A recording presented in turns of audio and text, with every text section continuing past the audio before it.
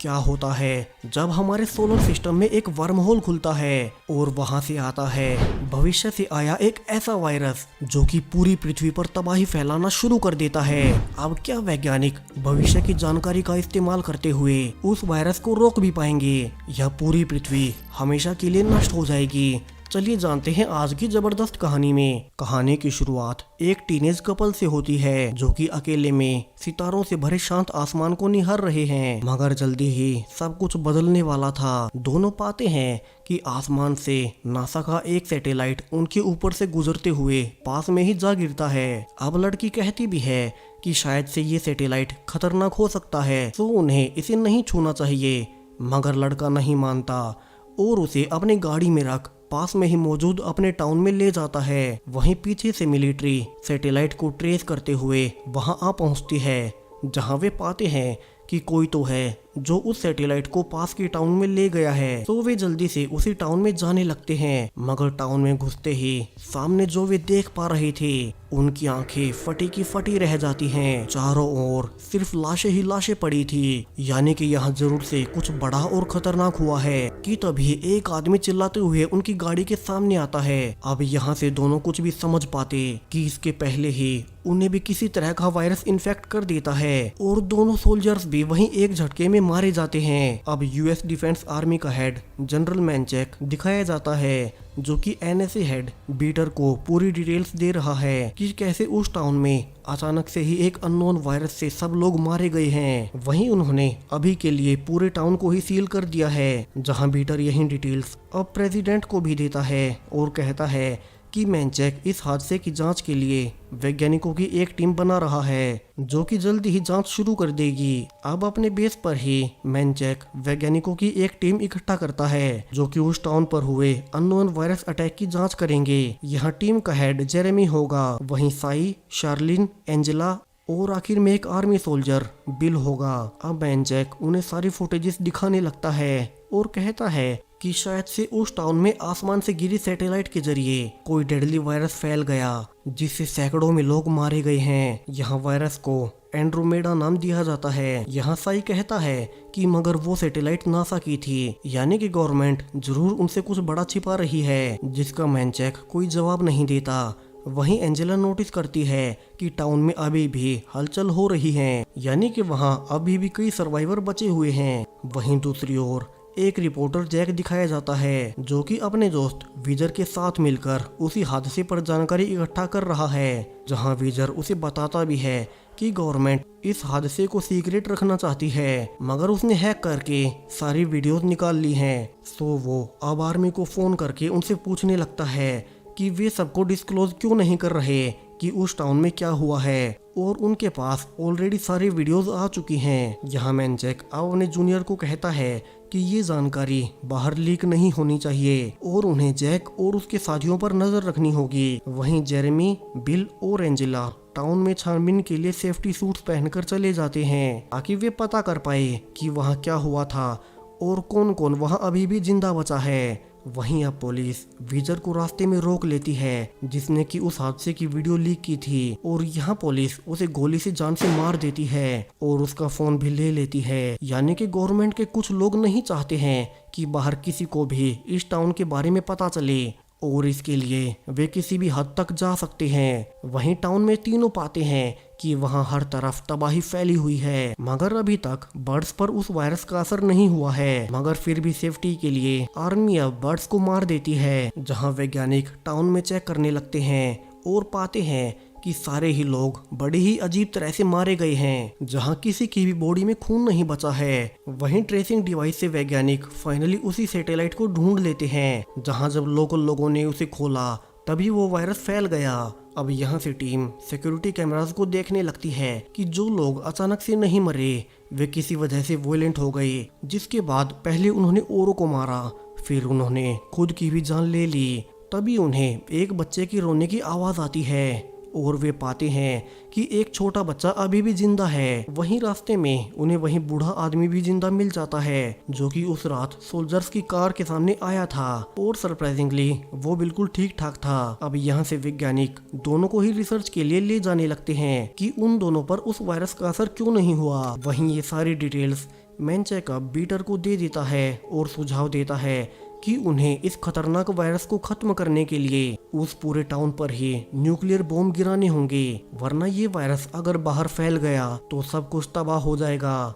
मगर प्रेसिडेंट वहां अभी बॉम्ब गिराने से मना कर देते हैं, क्योंकि पहले से वो दूसरे नेशंस को बॉम्ब बनाने पर मना कर रहे हैं, और अगर उन्होंने यहाँ बॉम्ब गिराया तो सब समझेंगे कि अमेरिका चुपके से न्यूक्लियर टेस्ट कर रहा है। तो प्रेसिडेंट कहते हैं कि अभी वैज्ञानिकों को और वक्त देना चाहिए ताकि वे इस वायरस का ओरिजिन और एंटीडोट ढूंढ सके। वहीं रिपोर्टर जैक को फोन पर गोली चलने की आवाज आती है, क्योंकि व्हीलर ने मरने से पहले जैक को फोन किया था। तो जैक अब अपने साथी व्हीलर के बारे में पता लगाने लगता है कि उसके साथ क्या हुआ। वहीं वैज्ञानिक अब सैटेलाइट और टाउन से बचे 2 लोगों को एक सबसे अलग, सबसे आइसोलेटेड लैब में लेकर आती है, जिसे कि स्पेशली इसी रिसर्च के लिए बनाया गया है। यहाँ लैब के नीचे एक न्यूक्लियर बॉम्ब भी लगाया गया है, ताकि अगर वायरस लैब में म्यूटेट हो जाए तो वो उसी बॉम्ब से पूरी लैब को उड़ा सके। यहाँ अब तीनों वैज्ञानिक जेरेमी, बिल और एंजेला पहले खुद को सैनिटाइज करते हैं, जिसके बाद जेरेमी सबको समझाने लगता है कि ये लैब हाईली एडवांस्ड है, जिसमें अगर वायरस गलती से कंटेमिनेट होता है तो लैब में ऑटोमेटिकली 15 मिनट का सेल्फ डिस्ट्रक्शन टाइमर शुरू हो जाएगा, जिसे कि सिर्फ एक ऑटोमेटिक की और बिल के फिंगरप्रिंट से ही बंद किया जा सकता है। अब यहाँ से सब सैटेलाइट को जांचने लगते हैं, जहाँ वे पाते हैं कि ये सैटेलाइट 2 से 3 जनरेशन पुराना है, मगर इसे कभी भी कम्युनिकेशन या नेविगेशन के लिए बनाया ही नहीं गया, बल्कि इसे बनाया ही इसीलिए गया है ताकि इसमें किसी भी तरह के सब्सटेंस को इकट्ठा किया जा सके। मगर मिलिट्री ने उन्हें बताया था कि ये नासा का एक नॉर्मल सैटेलाइट है, यानी कि वे उनसे झूठ बोल रहे हैं और जरूर से उनसे कुछ छिपा रहे हैं। यहाँ उन्हें सैटेलाइट में एक ब्लैक सब्सटेंस भी दिखाई देता है, जो कि शायद से वही वायरस एंड्रोमेडा हो सकता है। अब वे इसी वायरस को एनिमल्स पर टेस्ट करने लगते हैं, मगर अब वे पाते हैं कि ये वायरस जानवरों को भी इन्फेक्ट कर रहा है, जबकि पहले ऐसा नहीं था। यानी कि अब धीरे धीरे पृथ्वी के वातावरण के अनुसार ये वायरस खुद को म्यूटेट कर रहा है। वहीं टाउन के बाहर बड़े बड़े मिलिट्री ऑपरेशन शुरू होते हैं ताकि टाउन को पूरी तरह से सील किया जा सके। जहां रिपोर्टर जैक उनसे पूछने लगता है कि वे ये सब क्यों कर रहे हैं और अंदर ऐसा क्या हुआ है, मगर मिलिट्री से कोई भी उन्हें कुछ नहीं बताता। जहां ज्यादातर सोल्जर्स को खुद भी नहीं पता था कि वे ऐसा क्यों कर रहे हैं। तभी जैक पाता है कि उसका साथी व्हीलर अब गोली लगने से मर चुका है, जिससे जैक काफी दुखी होता है और समझ जाता है कि मिलिट्री जरूर से उनसे कुछ छिपा रही है। यहाँ तक कि कुछ अनजान लोग भी उसका पीछा कर रहे हैं ताकि वो इस केस पर अपनी रिपोर्टिंग ना कर सके।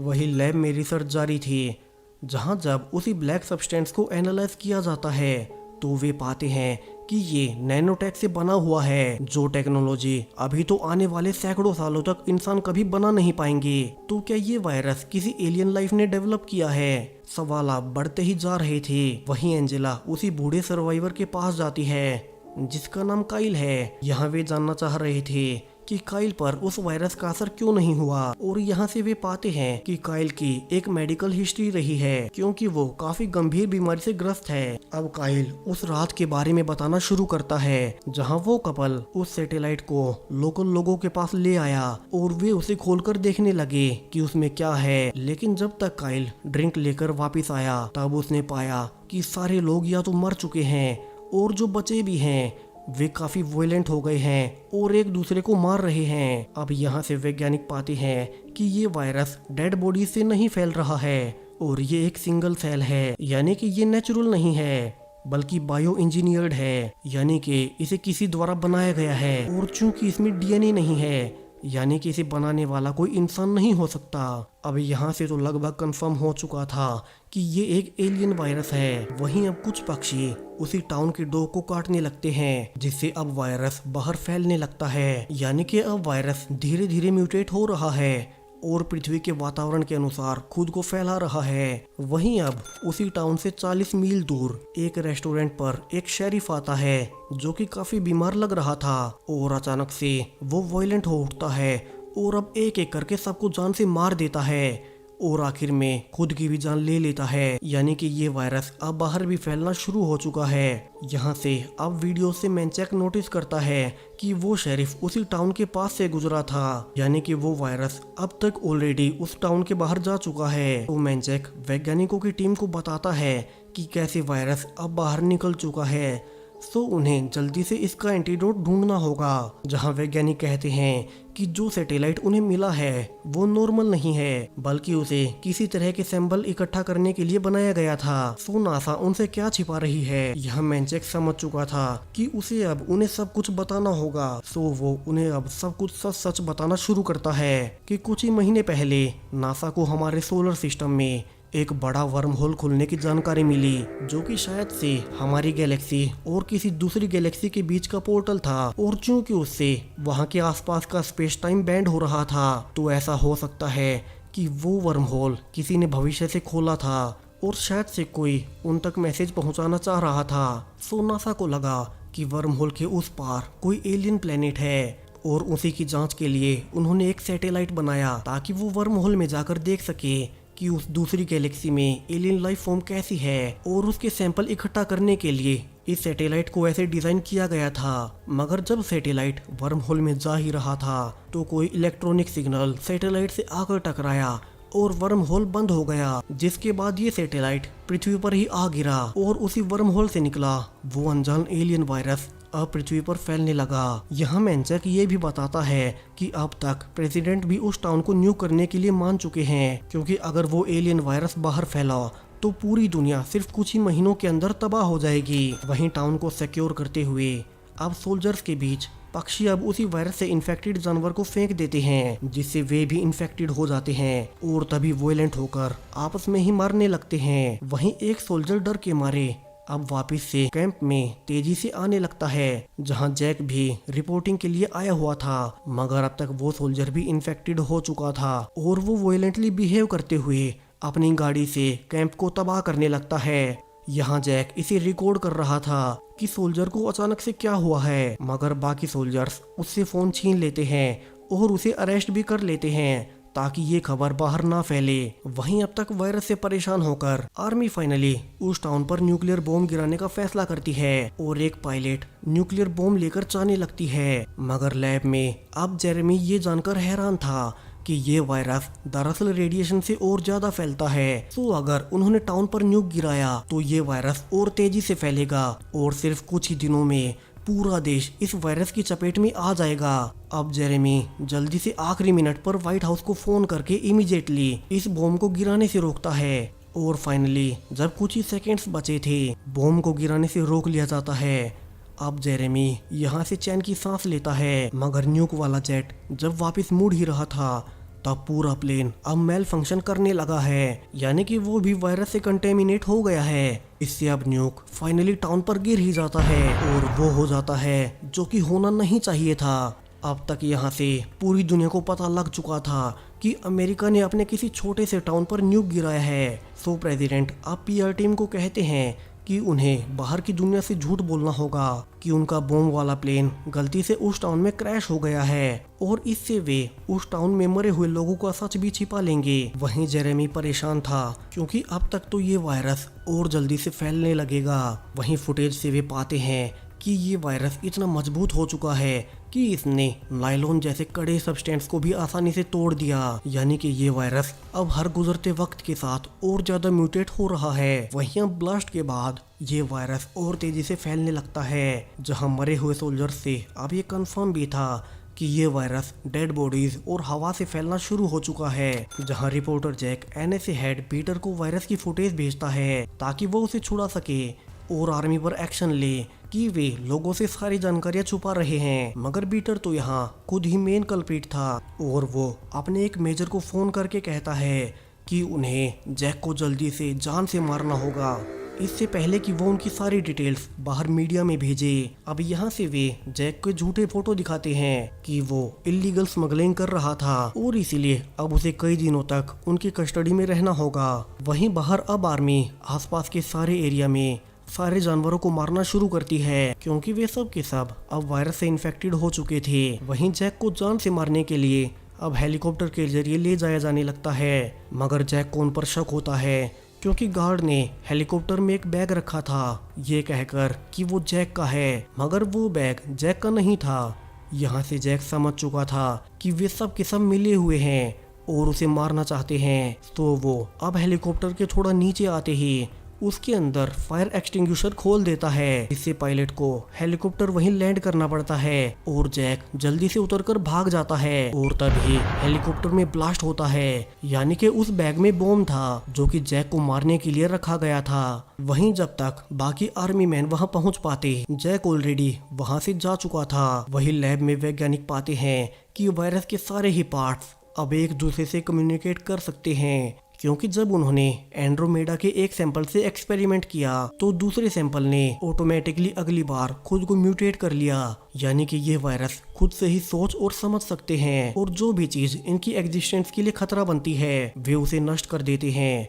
वहीं वे पाते भी हैं कि न्यूक ब्लास्ट के बाद अब वायरस नदी की ओर बढ़ रहा है, जिससे अगर पानी कंटेमिनेट हुआ तो इसके फैलने की रफ्तार और ज्यादा बढ़ जाएगी। यहाँ मैनचेक आदेश देता है कि नदी के आसपास मौजूद सारे ही टाउन्स को वे जल्दी से खाली करवाएं। वहीं एंजेला नोटिस करती है कि वो बूढ़ा आदमी और वो बच्चा दोनों वायरस से इसीलिए बच पाए क्योंकि वे दोनों बीमार थे और उनकी बॉडी जरूरत से ज्यादा एसिड बना रही है, जो कि शायद से उस वायरस को रोक देती है। मगर एसिड ज्यादा होना इंसानी शरीर के लिए अच्छा नहीं होता, तो वे इसे कोई भी एंटीडोट नहीं बना सकते। वहीं जेरेमी पाता है कि एंड्रोमेडा के स्ट्रक्चर में कोई बाइनरी कोड छिपा हुआ है, यानी कि किसी ने उनके लिए भविष्य से मैसेज भेजा है। शायद से वो मैसेज इस वायरस की कोई वार्निंग होगी। तो यहाँ से अब ये तो पक्का था कि वो वर्म होल भविष्य के इंसानों ने बनाया है ताकि वे उन्हें इस वायरस के बारे में कोई वार्निंग दे सकें। इसका मतलब ये भी है कि उनके पास आज के समय में एक ऐसा रिसोर्स अभी भी बचा हुआ है जो कि इस वायरस को मार सकता है, लेकिन शायद से वो रिसोर्स भविष्य में नहीं बचेगा, तो उन्हें जल्दी से उसे ढूंढना होगा। वहीं प्रेसिडेंट ने कई महीने पहले समुद्र में ड्रिलिंग के लिए एक प्रोजेक्ट पास किया था जो कि एनवायरनमेंट के लिए काफी खतरनाक है। तो अब कई सारे लोग प्रेसिडेंट के इस फैसले के खिलाफ प्रोटेस्ट करने लगते हैं। वही लैब में वैज्ञानिक उसी बाइनरी कोड को डाइसेक्ट करने लगते हैं, जहां से उन्हें एक नंबर और कुछ वर्ड्स मिलते हैं और साथ में ही एक निशान। अब ये वर्ड्स और निशान कहानी के आखिर में बहुत इंपॉर्टेंट होने वाला है, सो इसे याद रखिएगा।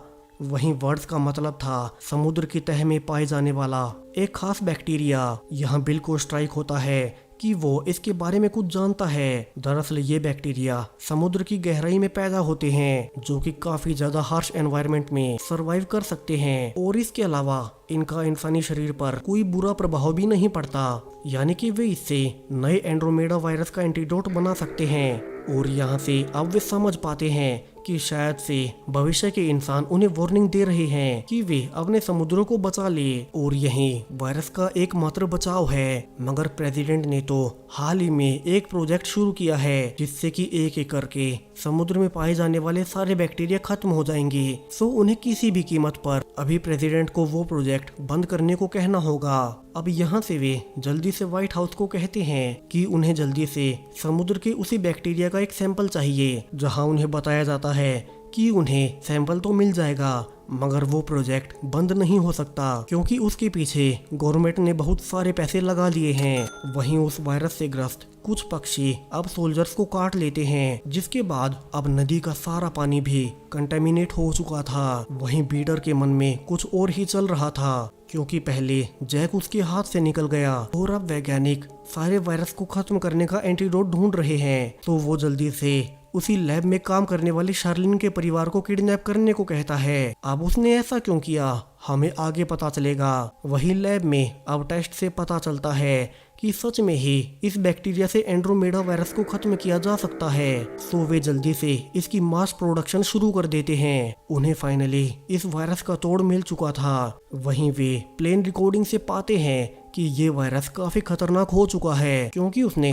प्लेन पर तब तक अटैक नहीं किया जब तक वो बॉम्ब गिरा रही थी, यानी कि वो वायरस अपने सर्वाइवल के लिए कुछ भी कर सकता है। तो उन्हें बाहर एंटीवायरस डालने से पहले लैब में मौजूद उस वायरस के सारे सैंपल्स को नष्ट करना होगा, वरना वे बाहर कांटेक्ट करके उनके एंटीवायरस से म्यूटेट हो जाएंगे और वे ऐसा ही करने लगते हैं। वहीं एंड्रोमेडा अब पानी से म्यूटेट होते ही काफी ज्यादा तेजी से हर ओर फैलना शुरू कर देता है। वहीं अब तक एंटीडोट भी बन चुका था, तो अब बिना किसी देरी के उसे जल्दी से आर्मी की मदद से इन्फेक्टेड एरिया में छिड़का जाने लगता है। वही लैब में वैज्ञानिक पाते हैं कि एंड्रोमेडा का एक सैंपल किसी ने यहाँ से ट्रांसफर किया है, जिससे कि सिक्योरिटी ब्रीच होने से लैब में सेल्फ डिस्ट्रक्शन ट्रिगर हो गया है। और इसी बीच साई गलती से लैब का कंट्रोल पैनल भी तोड़ देता है, जिसके बाद उनके पास सिर्फ 15 मिनट हैं ऊपर वाले कंट्रोल पैनल से इस ब्लास्ट को रोकने के लिए, वरना वे सब के सब लैब में होने वाले ब्लास्ट से मारे जाएंगे। अब यहाँ शार्लिन उन्हें बताती है कि दरअसल सिक्योरिटी हेड बीटर ने उसके परिवार को किडनैप किया था, जिसके बदले में उसने उस वायरस का एक सैंपल उससे मांग लिया, क्योंकि वो बाद में इसे हथियार के रूप में इस्तेमाल करना चाहता है। और उसी की वजह से यहाँ सेल्फ डिस्ट्रक्शन शुरू हुआ है, जिसके लिए शार्लिन माफी भी मांगती है। मगर अब तक सब कुछ सील हो चुका था, तो उन्हें ऊपर जाने के लिए रेडियो एक्टिव वाटर के वेंट से जाना होगा, जो कि काफी खतरनाक है। मगर उनके पास वक्त काफी कम बचा था, तो बिल और जेरेमी ऊपर जाने के लिए उसी वेंट में चले जाते हैं। वहीं एंजेला उन्हें ट्रांसमीटर से आगे जाने का रास्ता बता रही थी, लेकिन इसी बीच अब बिल एक पाइप से लटक जाता है, और चूंकि नीचे रेडियो एक्टिव वाटर है, सो बिल अब मरने से पहले अपनी पास की को जेरेमी को दे देता है। मगर वे ये भूल गए थे कि ब्लास्ट रोकने के लिए उन्हें बिल के फिंगरप्रिंट भी चाहिए होंगे, और वो ऑलरेडी रेडियो एक्टिव वाटर में पड़ा हुआ था। तो साई अब खुद का सेक्रीफाइस करने का फैसला करता है और खुद रेडियो एक्टिव वाटर में जाकर जल्दी से बिल का अंगूठा काटकर ऊपर जेरेमी के पास फेंक देता है, और खुद भी मारा जाता है। अब जेरेमी यहाँ से बड़ी मुश्किलों के बाद ऊपर पहुँच जाता है, और फाइनली किसी तरह से पास्की और बिल के फिंगरप्रिंट से सेल्फ डिस्ट्रक्शन को रोक देता है। वहीं बाहर अब तक एंटीडोट से सारा वायरस मरने लगता है, जिससे कि सब लोग अब काफी खुश भी थे। जहां अब धीरे धीरे वक्त गुजरता है, और यहाँ साई और बिल को गार्ड ऑफ ऑनर दिया जाता है। मगर चूंकि जेरेमी को ऑलरेडी पता था कि प्रेसिडेंट अभी भी उस समुद्र की माइनिंग के प्रोजेक्ट को बंद नहीं करना चाहते, तो वे इस बार मीडिया के सामने सब कुछ बता देते हैं कि उन्हें भविष्य से मैसेज मिला है कि उन्हें समुद्र को बचाना होगा। मगर प्रेसिडेंट इसके लिए तैयार नहीं है, क्योंकि उन्होंने इसके लिए काफी सारे पैसे खर्चे हैं। सो अब फाइनली मीडिया के दबाव के चलते प्रेसिडेंट को वो प्रोजेक्ट बंद करना ही पड़ता है। अब सबको लगता है कि शायद से उन्होंने सारी प्रॉब्लम्स को सोल्व कर लिया है, मगर असली ट्विस्ट अभी आना बाकी था, जहां मैनचेक को पता लगता है कि सरकार के कुछ लोगों ने चुपके से वायरस का एक सैंपल शार्लिन से ले लिया था, ताकि वे अपने दुश्मन देशों पर इसका इस्तेमाल कर सके। तो वो कहता है कि ऐसा करना गलत होगा, मगर उन दोनों को ही सबूत मिटाने के लिए जान से मार दिया जाता है। और अब अपने निजी फायदे के लिए गवर्नमेंट के कुछ बड़े ऑफिशियल्स उसी वायरस के सैंपल को सबसे छुपाने के लिए पृथ्वी के ऑर्बिट में एक सैटेलाइट में भेज देते हैं। और यहाँ से कहानी का सबसे बड़ा ट्विस्ट आता है। यहाँ कंटेनर पर वही नंबर्स लिखे हुए थे और वही निशान भी था, जो कि वैज्ञानिकों को भविष्य से भेजे हुए इनक्रिप्टेड मैसेज में मिला था। यानी कि जब शुरू में जो वायरस पृथ्वी पर गिरा था वो यही सैंपल था। मगर वो कैसे? दरअसल वर्म होल खुलते ही वो वायरस टाइम ट्रेवल करके समय में पहले चला गया, और फिर उसने वहां तबाही मचाई। यानी कि अब तक जो कुछ भी हुआ वो सब इंसानों की ही गलती थी, और शायद से भविष्य के इंसान उन्हें यही गलती ना करने को कह रहे थे, मगर वे समझ नहीं पाए। और यहाँ अब ये एक इनफाइनाइट लूप बन चुका है, जिसमें अब ये सेम वायरस सैंपल समय में पीछे जाकर पृथ्वी पर तबाही फैलाने वाला है। वहीं फिर ये एंड्रोमेडा वायरस आया कहाँ से था और इसे बनाया किसने? क्योंकि ये वायरस प्रेजेंट में सैटेलाइट से आया, जो कि भविष्य के लोगों द्वारा भेजा गया था, जबकि भविष्य के लोगों को ये सैंपल खुद पास्ट के लोगों से मिला, जब कुछ बड़े ऑफिशियल्स ने इसे स्पेस में छिपाया हुआ था। यानी कि टाइम ट्रेवल से एक ऐसा पैराडॉक्स बन गया कि कभी किसी को भी इस वायरस की ओरिजिन का पता चल ही नहीं पाएगा, और इसे ही बूटस्ट्रैप पैराडॉक्स कहा जाता है। और इसी शॉकिंग एंडिंग के साथ ये कहानी यहीं खत्म हो जाती है। सो इस वीडियो को बनाने में मुझे लिटरली एक हफ्ता लगा है। सो अगर आपको वीडियो जरा सी भी पसंद आई हो तो लाइक और कमेंट जरूर से करते जाएं, और चैनल को सब्सक्राइब करें ऐसे ही साई-फाई वीडियोस के लिए। Thank you.